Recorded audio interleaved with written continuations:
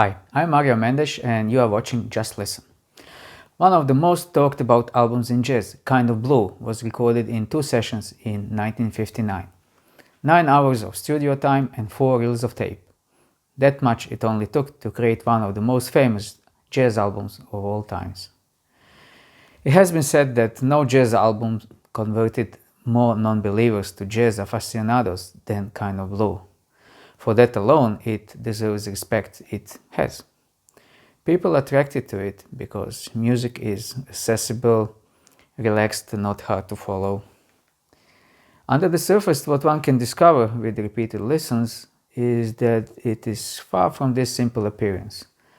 The listener can start to appreciate how these marvelous musicians made it sound so simple, although Kind of Blue started completely new direction in jazz, moving away from bebop to the new territory that will later get named modal jazz. So what? The first composition sets the tone for the rest of the album. Relaxed jam session of most incredible jazz lineup ever assembled. Miles Davis trumpet, Bill Evans piano, John Coltrane tenor saxophone, Cannonball Adderley alto saxophone, Paul Chambers double bass and Jimmy Cobb drums. And it is a jam session since, in Bill Evans' words, none of the compositions have been rehearsed by the band prior to the recording.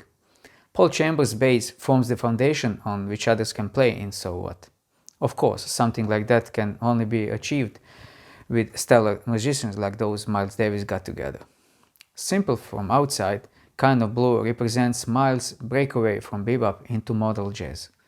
Apart from Davis, mostly Bill Evans initiated those revolutionary ideas.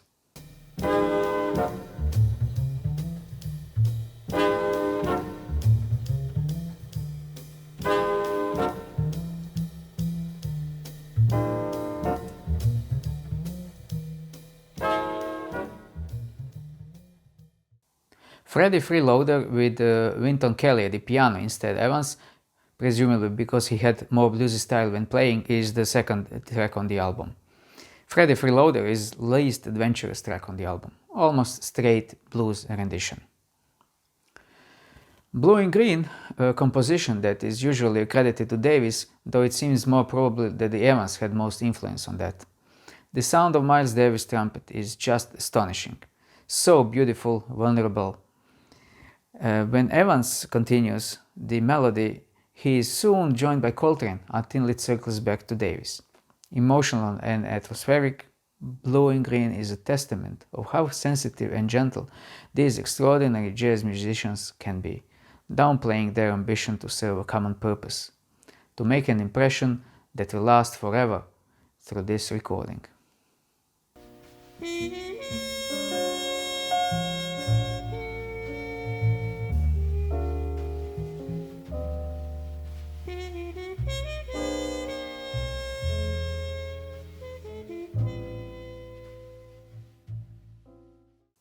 In the liner notes of the original release, Bill Evans writes, Miles conceived these settings only hours before the recording dates and arrived with sketches which indicated to the group what was to be played.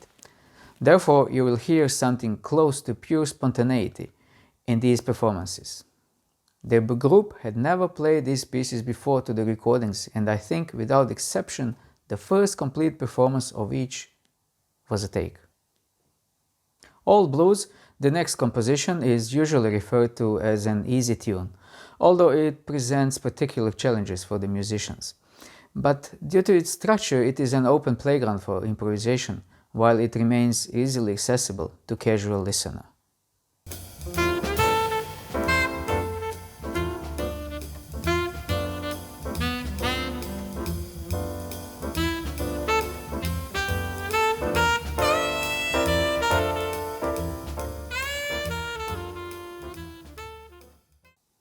Flamenco Sketches is certainly not the last composition on the album by accident. Spanish sense can be felt in this predecessor to Miles Davis's Sketches of Spain.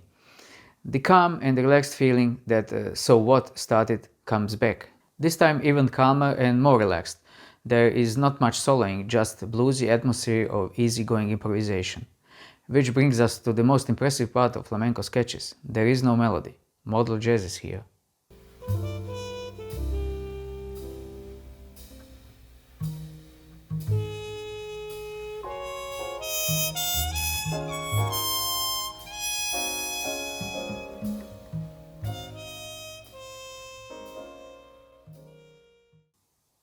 On the previous album, Birth of the Cool, Miles Davis started his new modal template used on Kind of Blue. This valuable recording of Kind of Blue album was a one-time event. Soon after, several band members went on their own, becoming leaders of some of the best jazz groups of the era. Kind of Blue served John Coltrane as a jumpstart to move even further from the confines of bebop on his next recordings. Here is a short clip of Miles Davis explaining his idea for Kind of Blue album. I didn't write out the music for Kind of Blue, but brought in sketches because I wanted a lot of spontaneity in the playing.